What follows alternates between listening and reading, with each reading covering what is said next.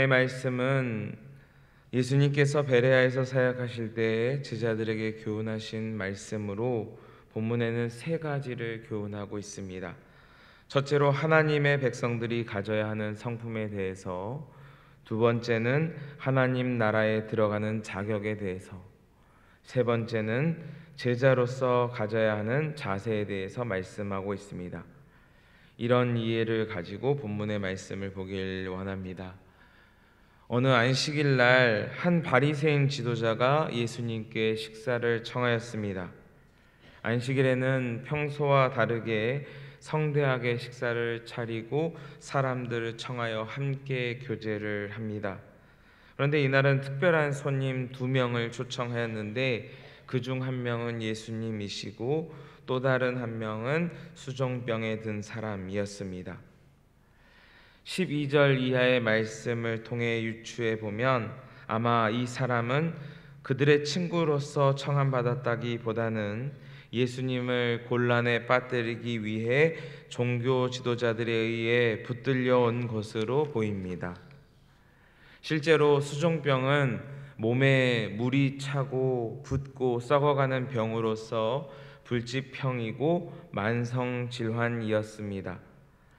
당시 만성질환은 그들의 죄로 인하여 하나님께 저주받은 것으로 간주했기에 그들은 의도를 가지고 수종병 든 사람을 초대했을 것입니다. 이 두 사람을 초청한 이유는 1절 말씀대로 예수님을 관찰하여 책잡기 위함이었습니다.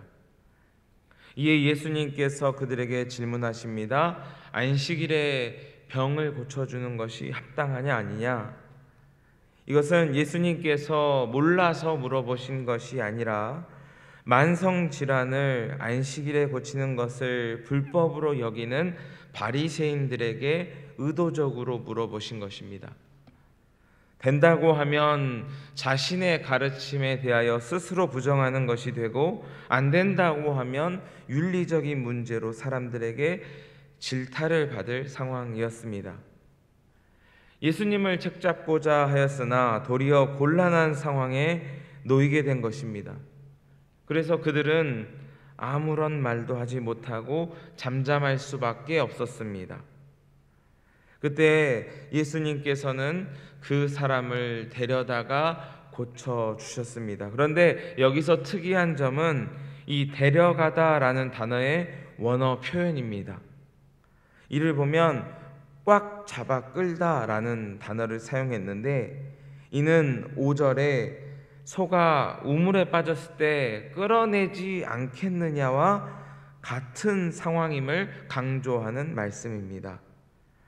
그가 지금까지 질병으로 우물에 빠진 것과 같은 상황이었고, 또 지금 이 종교 지도자들에 의해 우물에 빠진 상황과 같기에 예수님께서는 그를 속히 잡아 끌어 건져주신 것입니다.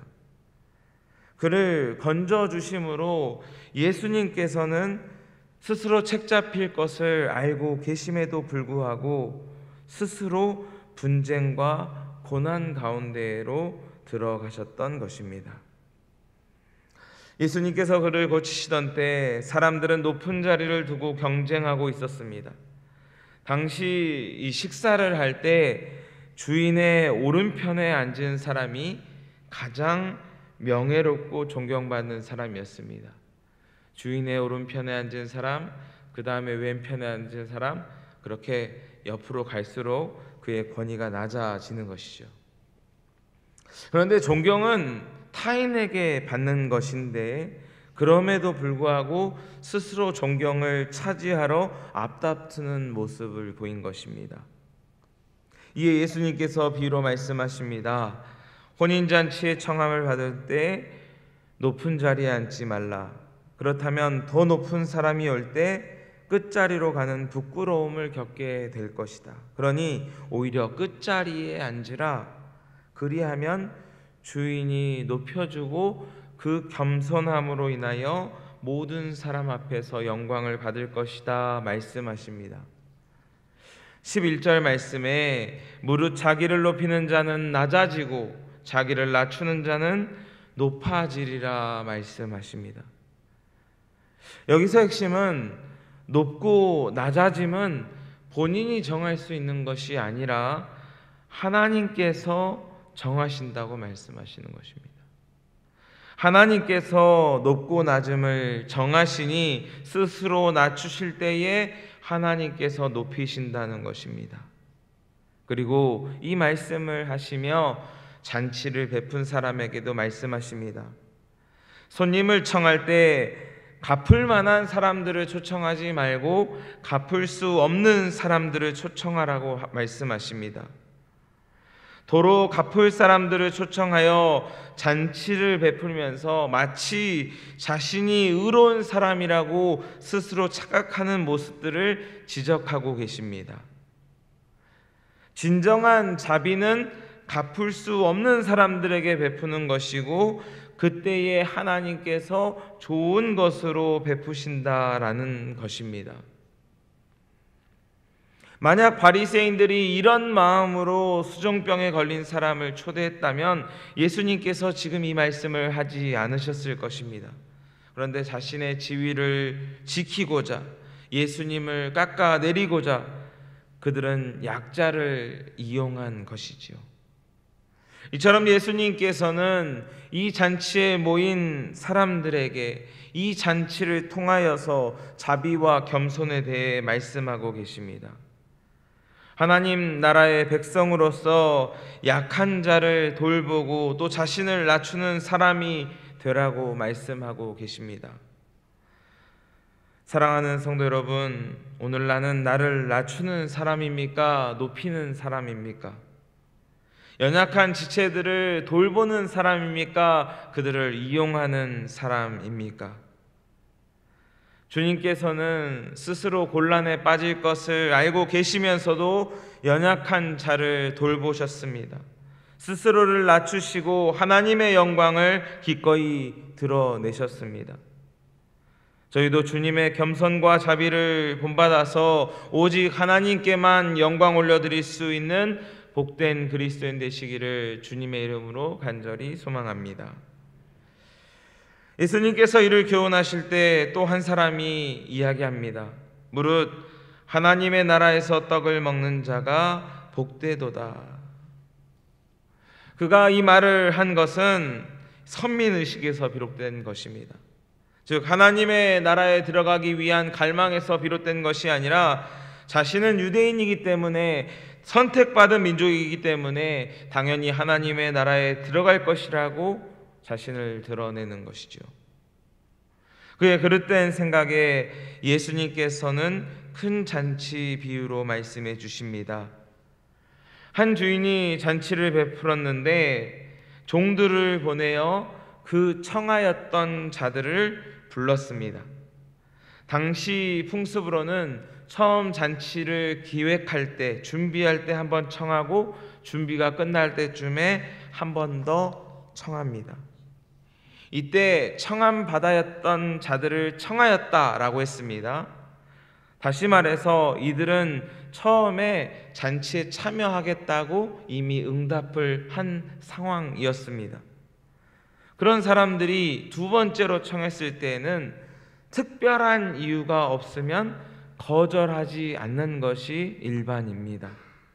그런데 최초의 잔치에 참여하겠다고 응답했던 사람들이 18절 말씀을 보면 다 일치하게 사양하였다고 했습니다. 이는 그들 안에 암암리의 합의가 있었음을 의미하는데 이 거절하는 사유도 이해할 수가 없습니다. 밭을 샀는데 나가봐야겠다. 소를 샀는데 시험해봐야겠다라고 말합니다. 여러분, 밭이나 소를 살 때 그냥 충동적으로 구매하겠습니까? 이것이 정말 나에게 필요한가? 이것들이 정말 내가 지불한 만큼의 값을 충분히 하는가를 사기 전에 이미 충분히 검토해 보지 않았겠습니까? 다시 말해서 밭을 보거나 소를 시험해 볼 상황이 아니라는 것입니다.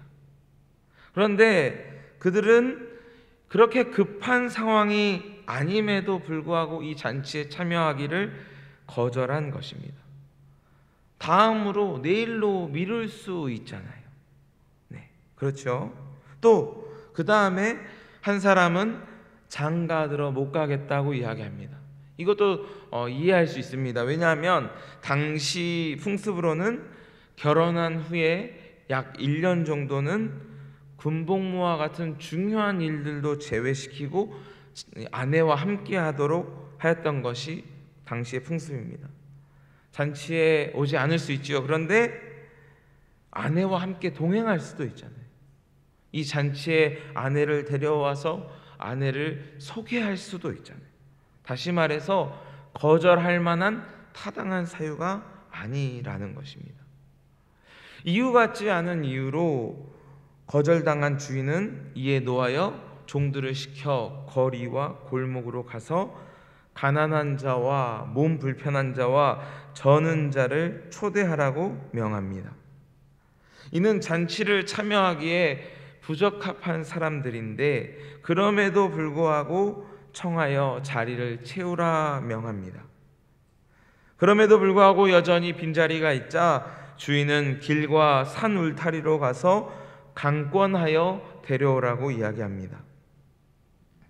이 비유는 주인이신 하나님께서 그의 종이신 예수님을 포함한 신구약의 여러 선지자들을 보내어 청함받은 사람 이스라엘 백성들을 잔치, 천국 잔치에 초대했는데 스스로 선민이라 자처하며 하나님의 부르심을 가볍게 여기고 거절하였음을 지적하신 부분입니다. 즉 하나님의 나라에 들어가는 자격은 하나님의 부르심에 순응하는 것이지 자신의 어떠한 자격과 공로에 있지 않음을 주님께서 말씀하고 계십니다. 지난날 하나님의 부르심에 무감각하고 당연시 여기지 않았는지 우리의 모습을 되돌아보길 원합니다. 내가 목사인데, 내가 장로인데, 권사인데, 내가 모태신앙인데, 내가 믿음의 명문 가문인데, 내가 교회에서 봉사를 이러이러했는데 우리가 지금까지 가지고 있던 자격과 공로가 하나님의 부르심의 기쁨으로 반응하는 데 있어서 장애가 되지 않았는지 우리의 신앙을 되돌아보기를 원합니다. 그 어떠한 것도 하나님의 부르심을 가볍게 여기게 하지 못한다는 것입니다.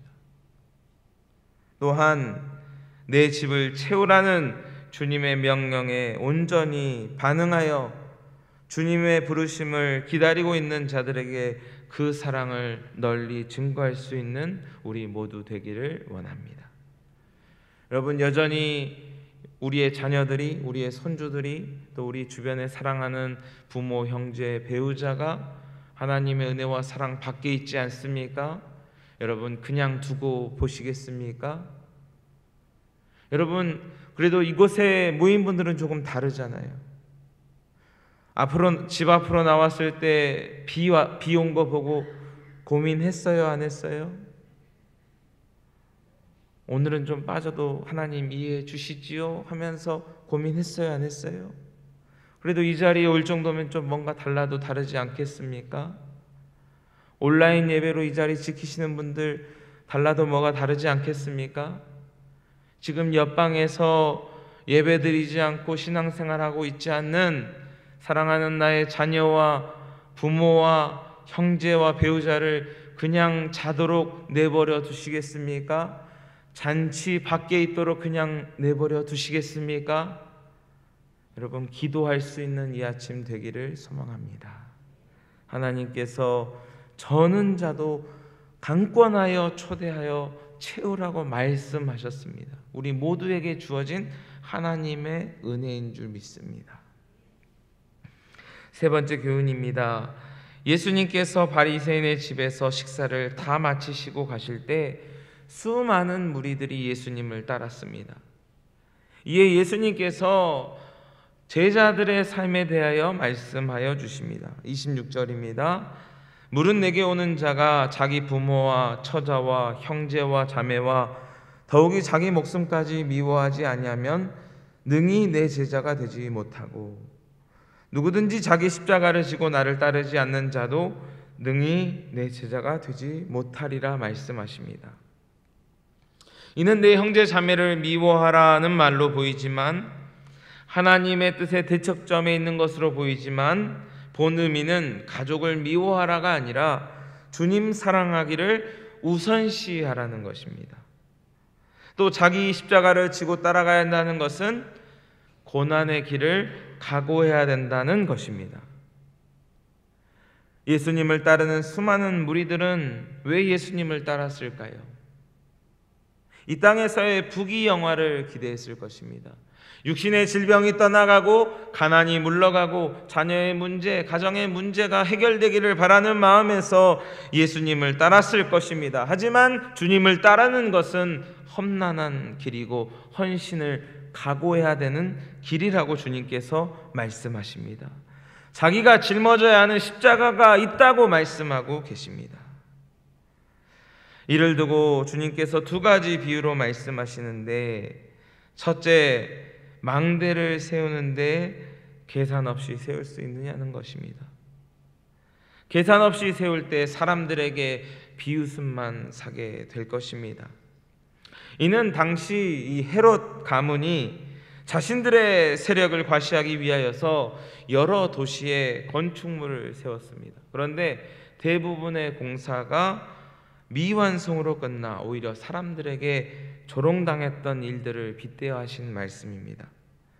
즉, 제자가 되려면 제자의 삶이 어떤 삶인지 정확하게 알고 기꺼이 대가 지불을 해야 된다라는 것을 강조하고 있습니다. 이어서 31절 이하에도 비유로 말씀하시는데, 당시 이 헤롯이 헤로디아와 결혼하기 위하여 본처인 아라비아 공주와 이혼하게 되었고, 이로 전쟁이 일어나게 됐습니다. 그리고 대패하고 말았습니다. 이를 통해 제자가 된다는 것은 자기 희생이 필요하다는 것입니다. 준비와 각오가 필요함을 말씀하고 있습니다. 이처럼 제자로서 준비된 모습으로 온전히 헌신할 때 쓰임받을 수 있지, 소금으로서의 역할을 하지 못하면 오히려 사람들에게 버려져 밟힐 것이라고 이 소금의 비유로 말씀하고 있습니다. 사랑하는 여러분, 오늘 우리는 제자의 삶으로서 온전히 살아가고 있습니까? 그러한 헌신과 각오로 살아가고 있습니까? 이 땅에서의 부귀영화를 기대하며 따르는 수많은 무리 중에 한 사람이 혹시 나는 아닌지 되돌아보길 원합니다. 주님을 따라간다는 것은 결코 쉽지 않습니다. 십자가를 짐 것과 같습니다. 오늘 우리에게 주어진 자기 십자가를 기꺼이 짊어지고 주님을 따라갈 수 있는 우리 모두 되기를 원합니다. 말씀을 정리합니다. 하나님의 사람은 겸손과 자비가 필요합니다.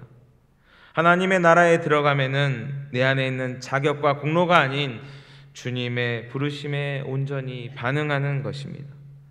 주님의 제자가 된다는 것은 철저한 준비와 각오가 필요하다는 것입니다.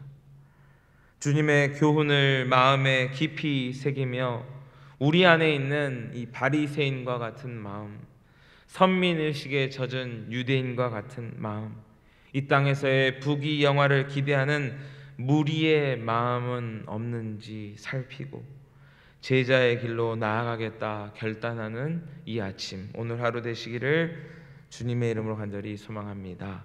기도하겠습니다.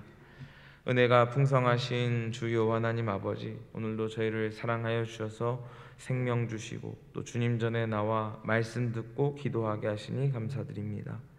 하나님의 말씀을 마음에 깊이 새겨서 우리 안에 있는 교만과 불의와 또 욕심을 주님 제거하여 주옵시고 주님께서 허락하신 겸손함으로, 사모함으로, 성실함으로, 헌신으로 살아갈 수 있는 저희 모두 될 수 있도록 인도하여 주옵소서. 하나님, 또한 우중해도 기도할 제목이 있어서 주님 앞에 간절한 마음으로 나와 기도합니다.